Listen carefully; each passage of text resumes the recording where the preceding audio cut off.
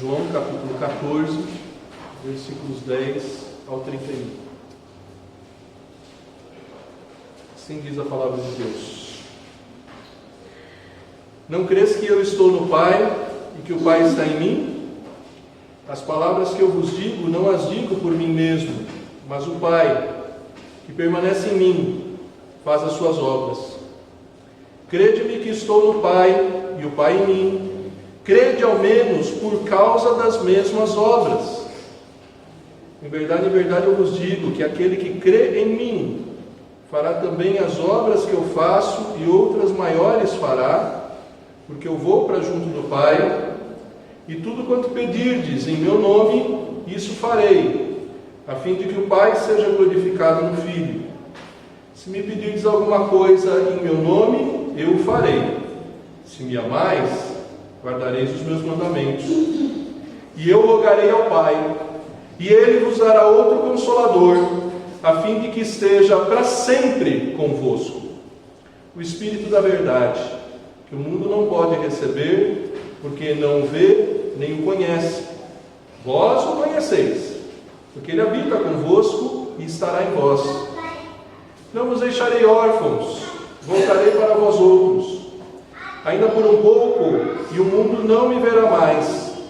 Vós, porém, me vereis, porque eu vivo, vós também vivereis.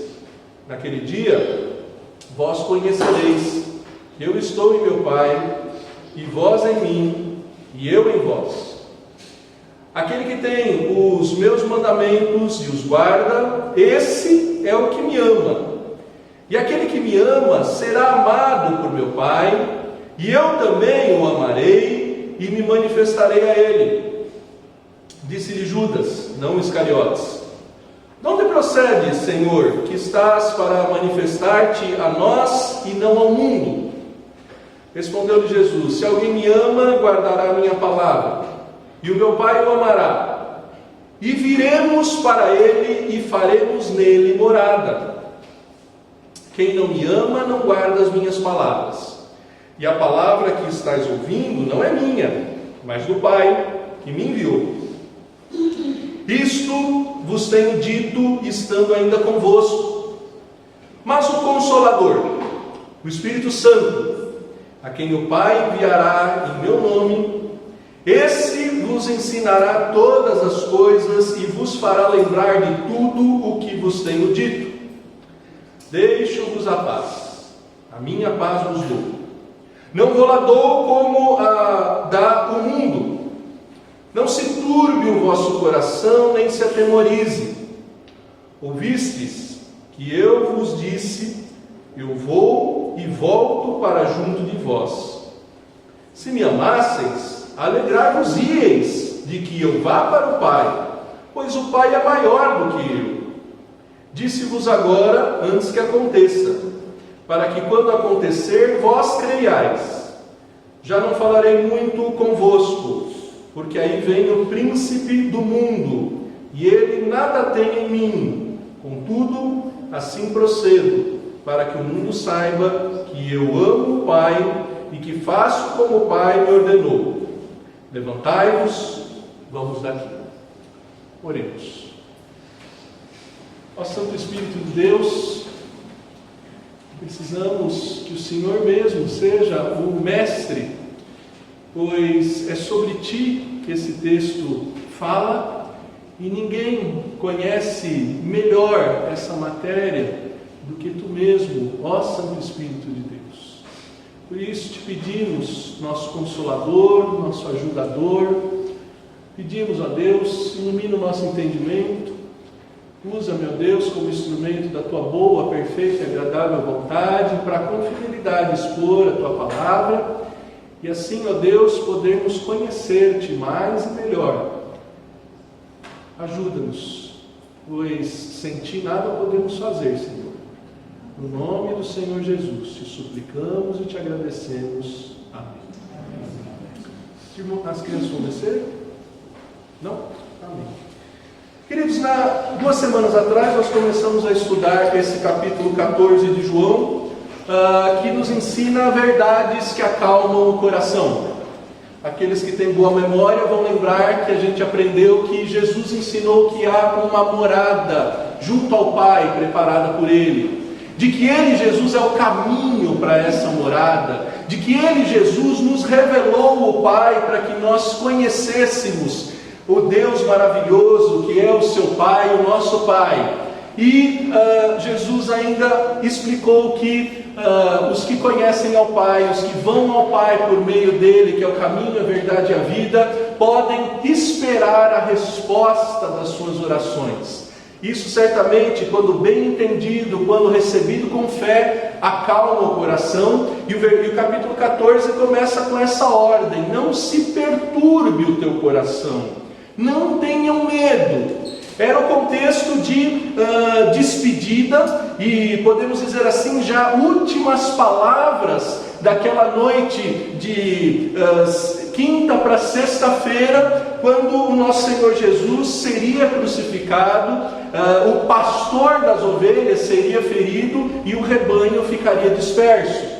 Mas ele, como bom pastor, usa cada minuto para, com profundidade, com a qualidade que só ele poderia transmitir aos seus discípulos, tudo que era necessário eles saberem para cumprirem a ordem de terem um coração acalmado, de terem um coração em paz, mesmo diante da iminente partida do seu Senhor, do seu Salvador, do seu Mestre tão querido e amado.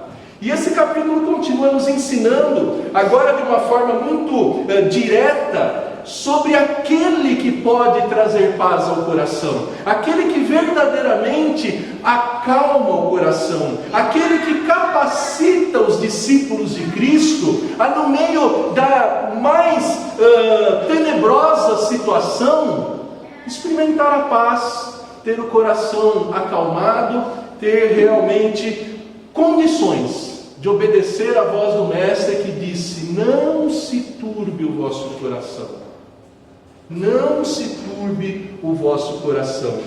E a partir do versículo 16 ele nos fala sobre o Consolador da igreja, o Espírito Santo, matéria tão urgente nos nossos dias. É muito interessante que nos dias dos apóstolos, a doutrina do Espírito Santo não era algo assim que aparecia tão urgente. Nós olhamos para o credo apostólico. O credo apostólico ele fala praticamente 90% da pessoa de Cristo. E sobre o Espírito Santo, o credo apostólico fala: creio no Espírito Santo. Não dá maiores explicações sobre quem é o Espírito Santo. É interessante, né? Na nossa confissão de fé de Westminster, o capítulo sobre o Espírito Santo também é um capítulo com 3 parágrafos, muito direto. Eu transcrevi ele hoje no boletim que você recebeu pelo WhatsApp. Mas nós sabemos como em nossos dias a doutrina do Espírito Santo demanda curiosidade, é urgente, como pessoas querem saber sobre o Espírito Santo, e como quando às vezes são proclamadas reuniões do Espírito Santo, conferências do Espírito Santo, às vezes os auditórios ficam lotados e essas conferências são feitas sequer sem a Bíblia ser aberta. Experiências particulares vão sendo compartilhadas, novas revelações vão sendo trazidas, e as dúvidas sobre o Espírito Santo continuam.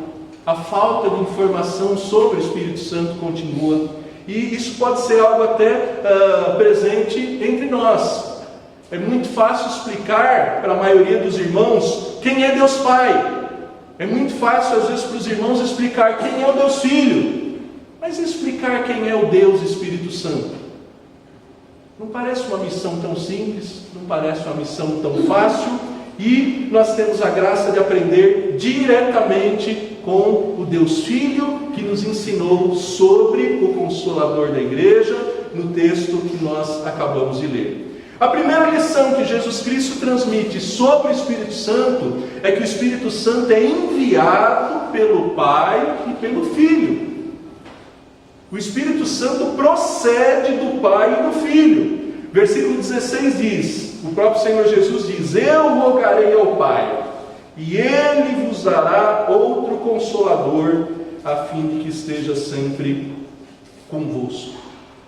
Era algo que demandava a ação do Filho junto ao Pai, para que o Espírito Santo fosse derramado, para que o Espírito Santo transbordasse na vida dos discípulos de Cristo. O versículo 26, novamente, o Senhor Jesus diz: mas o Consolador, o Espírito Santo, a quem o Pai enviará em meu nome. Então, uma ação conjunta do Pai e do Filho, em concordância com o Espírito Santo, era necessária para que essa pessoa da Trindade, tão Deus quanto Deus Filho, tão Deus quanto Deus Pai, fosse derramado sobre a igreja. E eu posso ter certeza de que o Espírito Santo é tão Deus quanto o Pai quanto o Filho, porque lá no versículo 16, quando Jesus fala assim: eu vos enviarei outro, na língua grega a palavra outro pode ser a tradução de duas palavras: heteros, que significa totalmente outro, totalmente diferente, e é fácil a gente entender o quanto há essa diferença, porque a distinção de gênero que há nas famílias, um marido e uma mulher numa relação heterossexual, usa essa raiz hétero. Então quer dizer, homem e mulher são totalmente diferentes. É heterossexual, não é homossexual, como se fosse mesmo sexo, mesmo gênero. Agora, quando é usada a palavra que é usada aqui, traduzida por outro, não é heteros, de totalmente outro, mas é alós. Alós é um outro igual. Como eu poderia usar: olha, eu tenho uma mão igual a outra.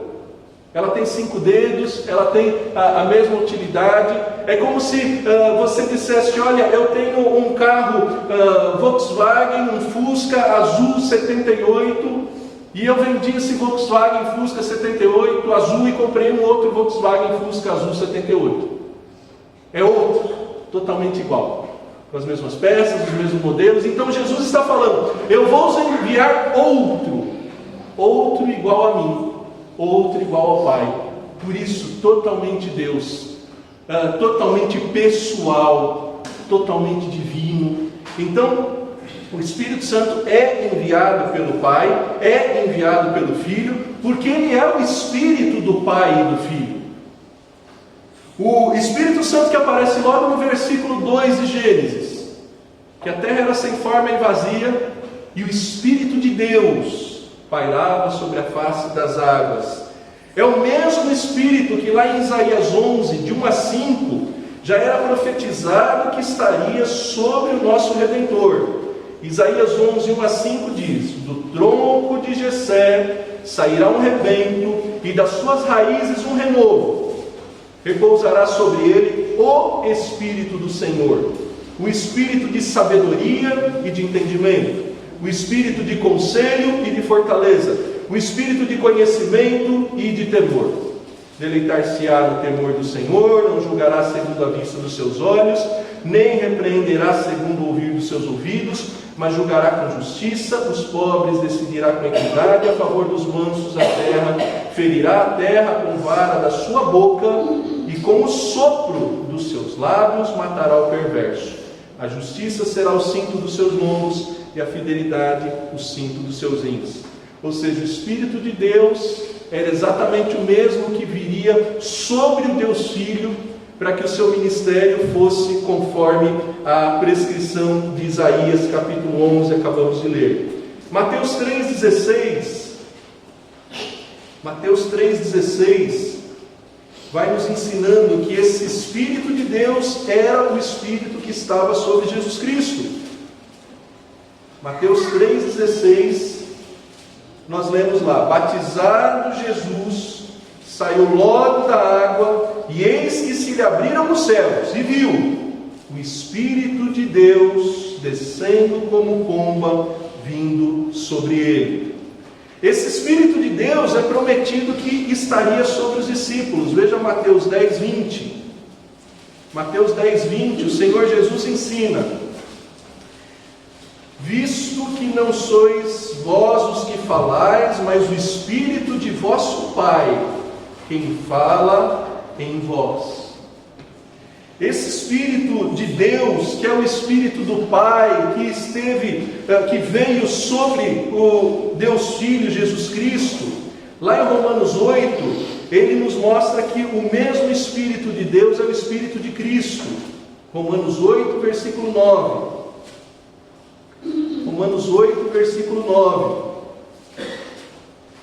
Diz lá: vós, porém, não estáis na carne, mas no Espírito, se de fato o Espírito de Deus habita em vós. E se alguém não tem o Espírito de Cristo, esse tal não é dele. O mesmo Espírito de Cristo é o Espírito de Deus, é o Espírito do Pai. 1 de Pedro 1, 10 a 12 é muito interessante, ainda para que entendamos essa dinâmica do Espírito Santo atuando e trazendo o conhecimento sobre a igreja do Senhor. 1 de Pedro 1, de 10 a 12, nós lemos que foi a respeito desta salvação que os profetas indagaram e inquiriram, os quais profetizaram acerca da graça a vós outros destinada, investigando atentamente qual ocasião ou quais circunstâncias oportunas indicadas pelo Espírito de Cristo, que neles estava, ao dar de antemão testemunho sobre os sofrimentos referentes a Cristo e sobre as glórias que o seguiram. A eles foi revelado que, não para si mesmos, mas para vós outros, ministravam as coisas que agora vos foram anunciadas por aqueles que, pelo Espírito Santo, enviado do céu, vos pregaram o Evangelho, coisas essas que os anjos anelam perscrutar. Queridos, o Espírito que falou pelos profetas era aquele que ainda deixou a curiosidade para que os profetas reconhecessem em Cristo o cumprimento do que os profetas profetizaram, e o mesmo Espírito que leva a evangelização e desperta a curiosidade nos anjos. Veja que não é uma matéria assim tão simples, porque até os anjos buscam entender como é a atuação desse Espírito Santo, revelando toda a sabedoria de Deus. E aí em Apocalipse 1,4 nós podemos ver que aquele que apareceu para João disse que é aquele que tem os 7 Espíritos de Deus. Então é uma matéria complexa. Um Espírito que é uma pessoa com 3, o Pai, o Filho, e ele atuou nos profetas, ele é prometido por Deus, e lá em Apocalipse ainda vai falar que ele não é 1 nem 3, mas ele é 7. 7, como a gente leu em Isaías 11, de 1 a 5, ele é sabedoria, ele é conhecimento, ele é todas aquelas qualidades que somente o próprio Deus tem. Por isso, só o Pai, só o Filho podem enviar. Certa vez, um mágico testemunhou os apóstolos, cheios do Espírito Santo, operando milagres. Elimas era o nome do mágico. A história está escrita em Atos capítulo 13, versículo 4 em diante. E ao ver o poder do Espírito Santo ali nos apóstolos, esse Elimas falou: escuta, quanto custa? E os apóstolos disseram: não, o dom de Deus não é comprado, porque só o Pai e o Filho enviam esse dom sobre nós. Eu lembro quando eu era bem mais jovem, 18 anos, fui me alistar no exército, e havia um homem ali muito arrogante, caçoando. Ele era o dirigente ali da junta militar, caçoando daqueles jovens, e não sei porquê, o assunto caiu na questão religiosa, e ele professou que ele era um espírita, que ele frequentava o centro espírita, e que ali onde ele ia, baixava vários tipos de espírito. E eu falei: lá onde eu frequento também baixa espírito, mas eu não sou. Ele falou: qual que baixa lá? Eu falei: de Deus. Ele falou: não, mas ninguém é tão puro, ninguém é tão perfeito que pode receber o Espírito de Deus. O Espírito de Deus é muito evoluído. Falei, não, mas lá todo mundo é pecador que nem eu, precisa de graça, de misericórdia de Deus, mas lá todo mundo que vai recebe o Espírito Santo. E ele falou, onde é? Na igreja presbiteriana. Acho que ele ficou mais assustado ainda, né? Que na igreja presbiteriana houvesse derramar do Espírito Santo. E porque não depende da placa da igreja, não depende de quem quer ou de quem corre, depende do Pai e do Filho definir, decretar o derramar desse Espírito. E por isso, queridos, você, se recebeu o Espírito Santo, não recebeu porque você tem alguma qualidade extraordinária ou porque você seja mais atraente ao Pai. Não. Você recebeu porque Ele quis te dar o Espírito Santo. Ele e o Filho enviaram o Espírito Santo. Por ser o Espírito do Pai e do Filho, é extremamente grave rejeitar esse Espírito. Quando nós lemos lá em Mateus 12, 31 e 32, qual é o único pecado que não tem perdão? Mateus 12, 31 e 32 diz, por isso vos declaro, todo pecado e blasfêmia serão perdoados aos homens, mas a blasfêmia contra o Espírito não será perdoada. Se alguém proferir alguma palavra contra o Filho do Homem, ser-lhe-á isso perdoado. Mas se alguém falar contra o Espírito Santo, não lhe será perdoado, nem neste mundo e nem no porvir. Isso se repete nos 3 evangelhos sinóticos, Marcos 3, 28 a 30, Lucas 12, 10, também essa afirmação é dada. Por isso que é tão sério rejeitar o Espírito de Deus, porque é rejeitar a Trindade.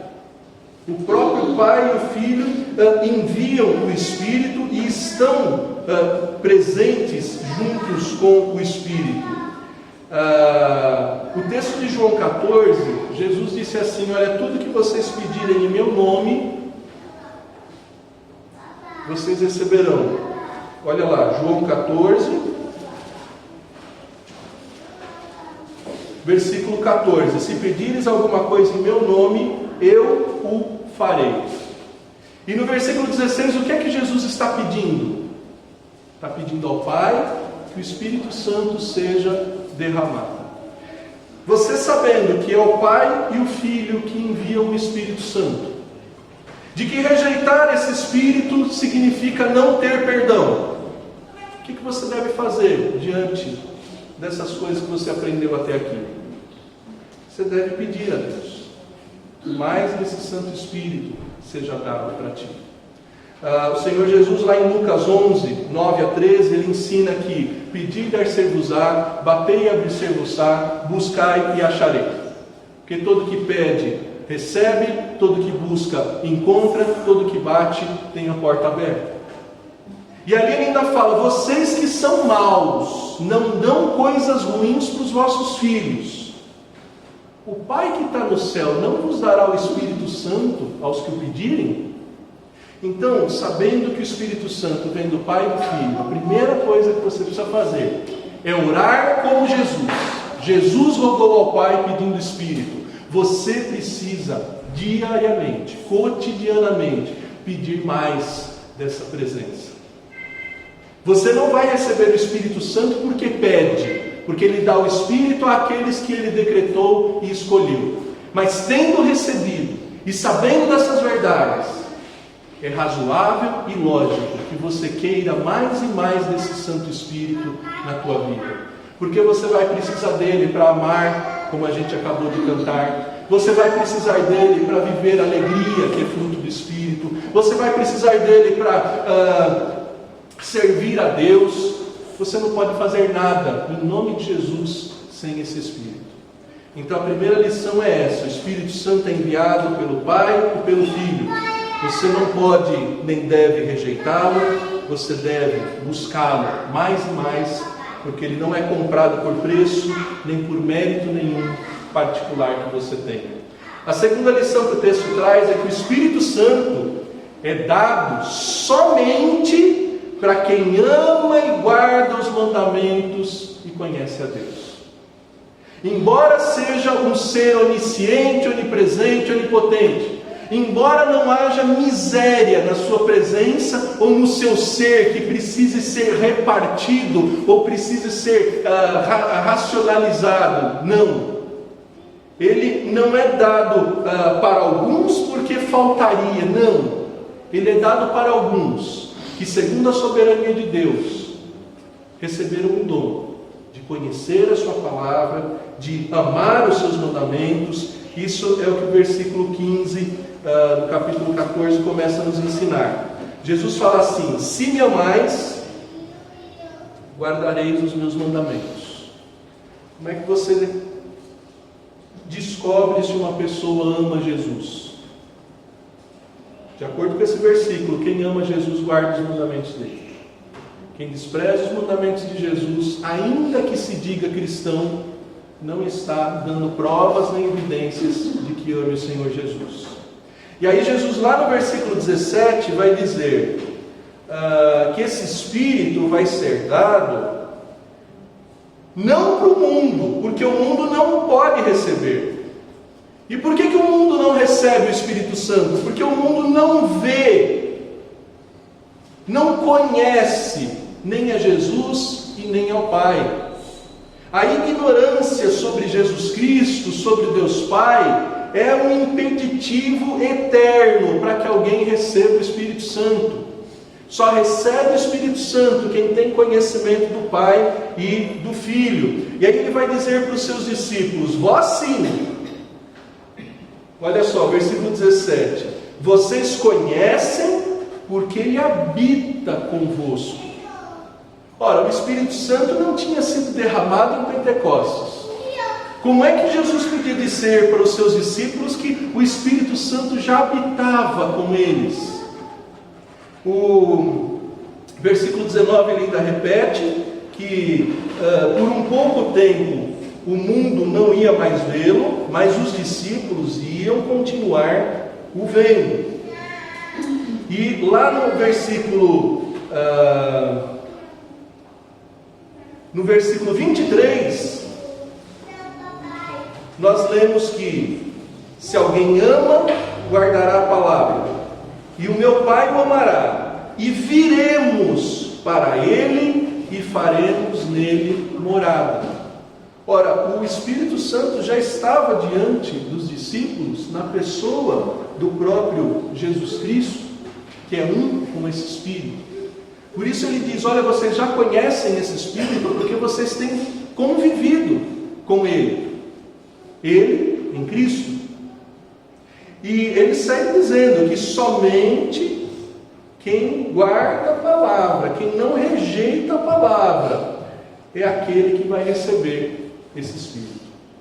No versículo 21, ele diz isso, e ele diz: eu vou me manifestar para aqueles que me amam, para aqueles que guardam os meus mandamentos.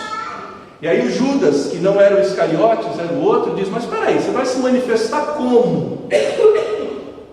E aí Jesus repete no versículo 22, no 23, tudo que ele disse no versículo 21 com um detalhe, que é dizendo: eu e o Pai viremos e faremos nele morada. Ninguém ignorante sobre Jesus, ninguém que ignora os mandamentos de Deus, ninguém vazio da palavra de Deus pode esperar ser cheio do Espírito Santo. Porque o preencher do Espírito Santo é por essa via da palavra de Deus, da palavra que revelou quem é o Pai, da palavra que revelou quem é o Filho. Às vezes, embora pareça inacreditável, é possível encontrar algumas pessoas que se acham muito espirituais, muito cheias do Espírito Santo e dizem: olha, o meu negócio é realmente ser cheio do Espírito Santo, teologia não me interessa. Mas teologia é estudar a revelação de Deus, que é a palavra de Deus que enche do Espírito Santo. Veja comigo Efésios 1, 13 a 14, como é que esse Espírito Santo chega a alguém. Efésios 1, versículo 13 a 14. Efésios Efésios 1, versículo 13 a 14.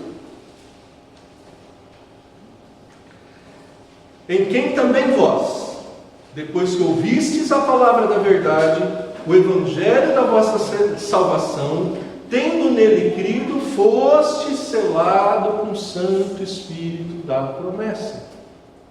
Não tem ser cheio do Espírito Santo sem antes ouvir a palavra da salvação, sem antes conhecer o Evangelho do Senhor Jesus. É só assim que o véu cai e os olhos são abertos para a verdade e o conhecimento de Deus. Segundo aos Coríntios, capítulo 3, também explica como isso acontece. Segundo aos Coríntios, capítulo 3, versículo 2 a 6 diz o seguinte: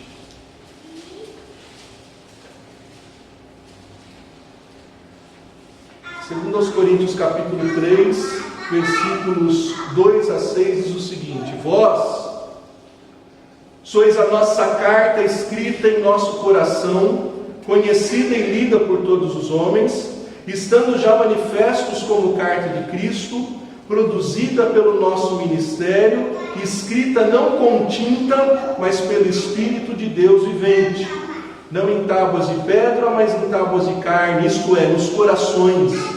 E é por intermédio de Cristo que temos tal confiança em Deus. Não que por nós mesmos sejamos capazes de pensar alguma coisa, como se partisse de nós, pelo contrário, a nossa suficiência vem de Deus, o qual nos habilitou para sermos ministros de uma nova aliança, não da letra, mas do Espírito, porque a letra mata, mas o Espírito vivifica. Algumas pessoas usam exatamente esse texto para dizer que o estudo das Escrituras é antagônico a ser cheio do Espírito Santo. Mas quem continua lendo o texto vai entender melhor, quando lá no capítulo 3, versículo 14 em diante, nós lemos o seguinte: os sentidos deles se embotaram, pois até o dia de hoje, quando fazem a leitura da antiga aliança, o mesmo véu permanece, não lhe sendo revelado que em Cristo é removido. Mas até hoje, quando é lido Moisés, o véu está posto sobre o coração deles. Quando, porém, algum deles se converte ao Senhor, o véu lhe é retirado. Ora, o Senhor é o Espírito. Onde está o Espírito do Senhor, há liberdade. E todos nós, com o rosto desvendado, contemplando como por espelho a glória do Senhor, somos transformados de glória em glória, na sua própria imagem, como pelo Senhor, o Espírito. E veja ainda comigo no capítulo 4, versículo 3 e 4. Mas se o nosso Evangelho ainda está encoberto, é para os que se perdem que está encoberto, nos quais o Deus desse século cegou o entendimento dos incrédulos, para que lhes não resplandeça a luz do Evangelho da glória de Cristo. Então só recebe o Espírito Santo aquele que conhece o Evangelho, que conhece Jesus Cristo, que conhece o Pai que enviou o Filho para salvar na cruz. Quem não tem esse conhecimento, como lemos, tem os sentidos ainda embotados, tem ainda os olhos anuviados e não conseguem reconhecer que Deus enviou o seu Filho ao mundo e que esse Filho é que envia junto com o Pai o Espírito Santo. Por isso, queridos, ninguém fica cheio do Espírito Santo se estiver vazio da palavra. Ninguém fica cheio do Espírito Santo se for ignorante do Evangelho. Ninguém pode dizer que é cheio do Espírito Santo e vazio das Escrituras Sagradas, porque o Espírito Santo é dado somente para quem ama e guarda os mandamentos e conhece a Deus. O povo sofre porque lhe falta conhecimento, mas aqueles que conhecem a verdade experimentam a liberdade que o Espírito Santo proporciona e conduz. Qual é a tua relação com a palavra de Deus? Você se achava cheio da palavra, cheio do Espírito Santo e vazio da palavra de Deus? Qual é a tua quantidade de conhecimento de Jesus Cristo. Você conhece bem Ele? Se você o conhece, o Espírito Santo habita em você. Mas se você ignora completamente quem é Jesus, se você ainda não entendeu que Ele é o Salvador e o Redentor, você ainda não pode ter a expectativa de ser cheio do Espírito Santo.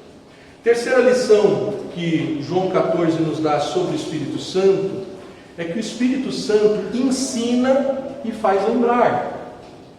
Lá no capítulo 10, lá em João 14, 10, a tarefa árdua de Jesus Cristo era fazer os seus discípulos entender que Ele, Jesus e o Pai eram uma só pessoa.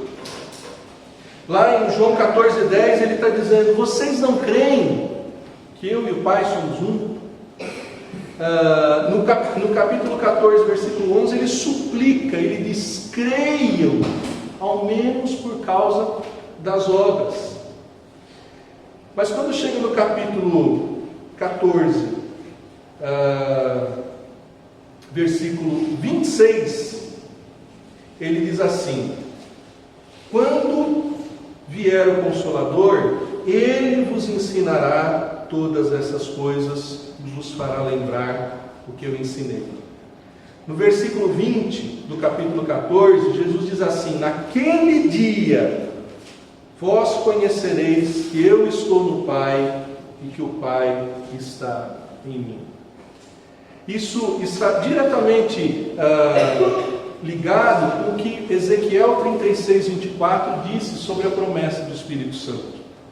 Ezequiel 36, 24 diz que quando o Espírito fosse derramado, quem recebesse esse Espírito ia conhecer os estatutos, os mandamentos, ia conhecer o Senhor. Algumas pessoas acham que a principal obra do Espírito Santo é curar, é dar dons de línguas incompreensíveis, é revelar eventos futuros que ninguém sabe o que vai acontecer. Não!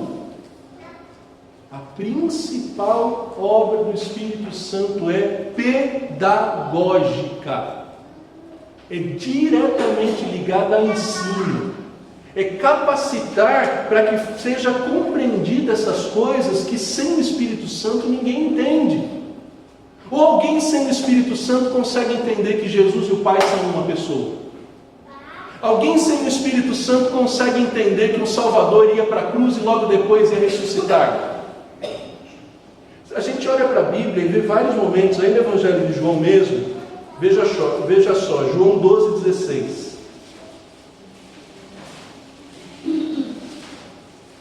João 12, 16 diz: seus discípulos a princípio não compreenderam isso. Quando, porém, Jesus foi glorificado, então eles se lembraram de que essas coisas estavam escritas a respeito dele e também de que isso lhe fizeram. Em João 13, 7, quando Jesus está lavando os pés dos discípulos, o que ele diz? João 13, 7: o que eu faço não sabes agora, compreendê-lo-ás depois. João 16, 12, ele diz lá: tenho ainda muito que vos dizer, mas vós não o podeis suportar agora. Quando Jesus se revelou glorioso para Pedro, João e Tiago na transfiguração, logo após descer do monte, a primeira coisa que Jesus disse para eles é: não falem para ninguém. Porque não bastava testemunhar todos aqueles eventos, era necessário ainda que viesse o Espírito Santo, desse entendimento, inclusive para os apóstolos, de como todas aquelas coisas estavam previstas nas Escrituras e cumpriam as profecias, e aí sim pudesse crer. Porque a fé não é irracional. A fé, ela é usando o raciocínio, mas um raciocínio que é conduzido, iluminado pelo Espírito Santo, a conferir coisas espirituais por coisas espirituais, como a gente lê lá em 1 Coríntios 2, 12 a 16. 1 Coríntios 2, 12 a 16. Diz lá, 1 Coríntios 2, 12 a 16. Ora, nós não temos recebido o Espírito do mundo, e sim o Espírito que vem de Deus, para que conheçamos o que por Deus nos foi dado gratuitamente.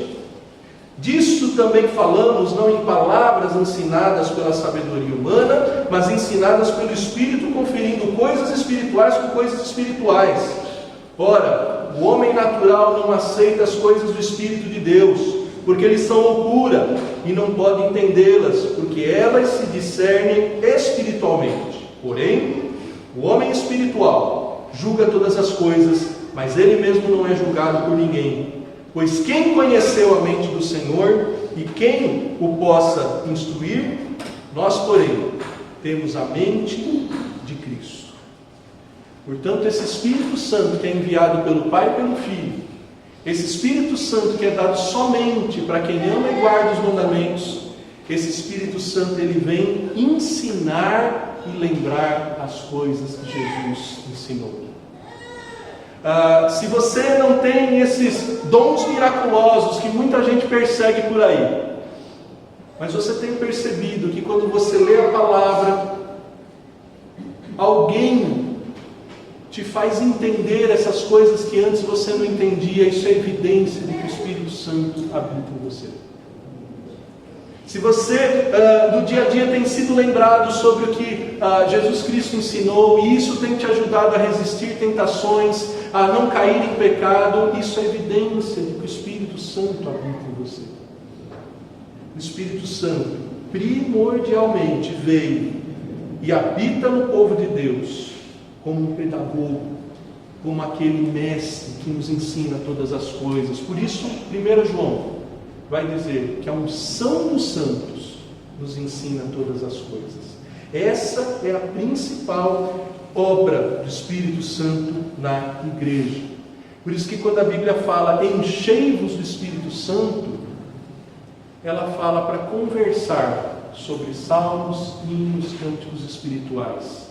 Se encher do Espírito Santo é se encher da palavra de Deus, porque Ele veio para que você seja cada vez mais cheio, compreenda e se lembre dessa palavra. E por último, o Espírito Santo, além de ser enviado pelo Pai e pelo Filho, além de ser somente para os que amam e guardam a palavra de Deus, além de ser o que ensina e faz lembrar, o Espírito Santo é a melhor companhia que alguém pode ter. Todas essas palavras foram dadas no contexto de despedida.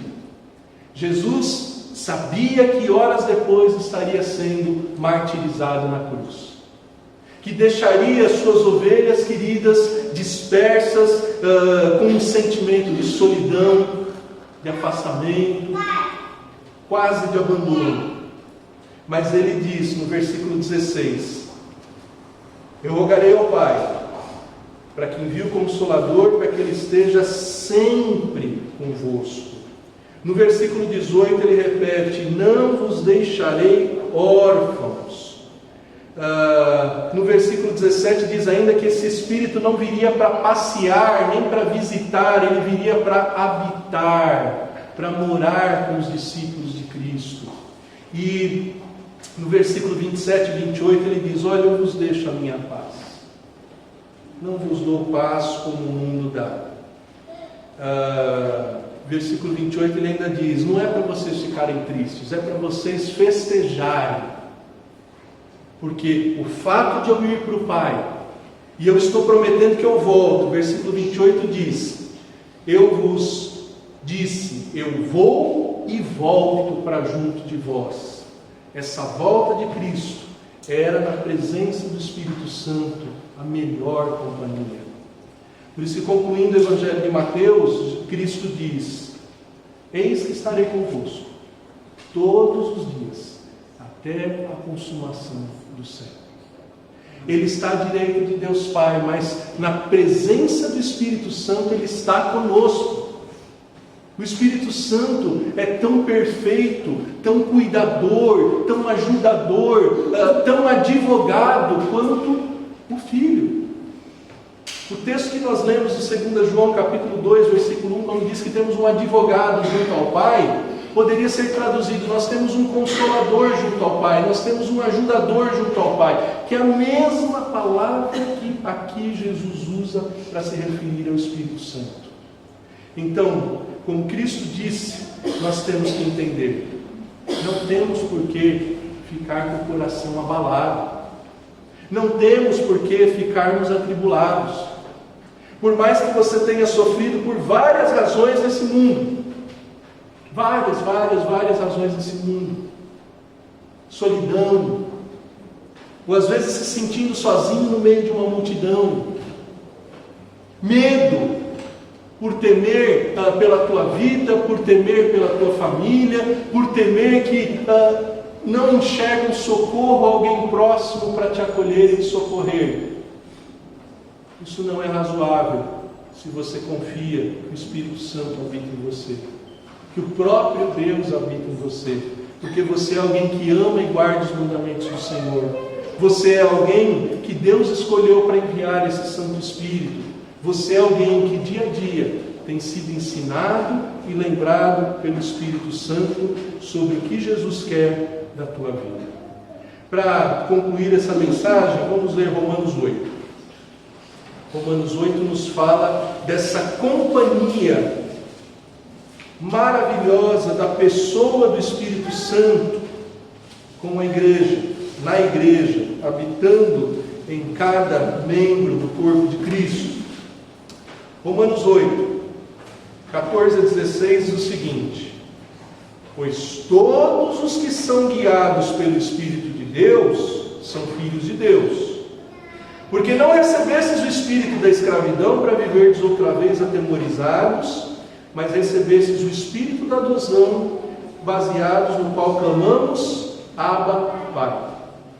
O próprio Espírito testifica com o nosso espírito que somos filhos de Deus. Se esse Espírito Santo habita na tua vida, você nunca vai ficar longe da família de Deus. Você nunca vai ser afastado da presença do Pai. Você sempre vai ter acesso ao cuidado, ao socorro desse Pai. E ainda que você não saiba orar como convém, capítulo 8 de Romanos, versículo 26 em diante diz: também o Espírito semelhantemente nos assiste em nossa fraqueza, porque não sabemos orar como convém, mas o mesmo Espírito intercede por nós sobremaneira, com gemidos inexprimíveis. E aquele que sonda os corações sabe qual é a mente do Espírito, porque segundo a vontade de Deus é que Ele intercede pelos santos. Você pode não saber como chegar diante de Deus, mas se o Espírito Santo habita em você, Ele já está lá na presença do Pai, intercedendo por você. Por isso, você, meu irmão, minha irmã, que ama os mandamentos do Senhor, que guarda a palavra dEle, você, meu irmão, minha irmã, que tem sido ensinado e lembrado pelo Espírito Santo, não pode ficar atribulado, desesperado, angustiado, que você tenha a melhor companhia. Pode faltar gente muito querida na tua vida. Pode faltar teu pai, tua mãe, teu filho, irmãos da igreja, teu pastor querido. O pastor passa, a igreja fica. Mas o Espírito Santo não sai. O Espírito Santo fica para sempre contigo. Você nunca vai se sentir sozinho, porque a presença dele é real e consoladora.